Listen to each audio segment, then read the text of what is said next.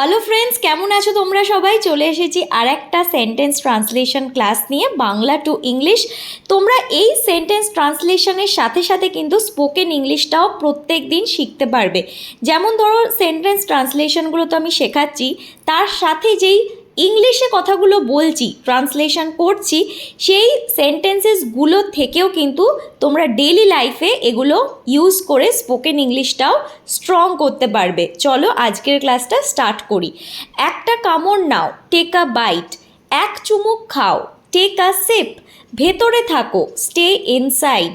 খাবারটা চিবিয়ে খাও, chew the food properly and eat. তাকে ভেতরে আসতে দাও, লেট হিম ইন, কিংবা বলতে পারো লেট হিম কাম ইন। আমাকে বাইরে যেতে দাও, লেট মি গো আউট। আমাকে ভাবতে দাও, লেট মি থিঙ্ক। আমাকে সাহায্য করো, হেল্প মি। এবার তুমি চেষ্টা করো, নাও ইউ ট্রাই। যেন ভেঙে ফেলো না, ডোন্ট ব্রেক ইট। যাও গিয়ে খেলো, গো অ্যান্ড প্লে। আমি তাকে চিনি, আই নো হেম। আর যদি বলো আমি তাকে চিনি না, খুব সোজা, তাহলে হবে আই ডোন্ট নো হিম। চিন্তা করো না, ডোন্ট ওয়ারি। বোঝার চেষ্টা করো, ট্রাই টু আন্ডারস্ট্যান্ড। আমাকে কেউ বোঝে না, নো ওয়ান আন্ডারস্ট্যান্ডস মি।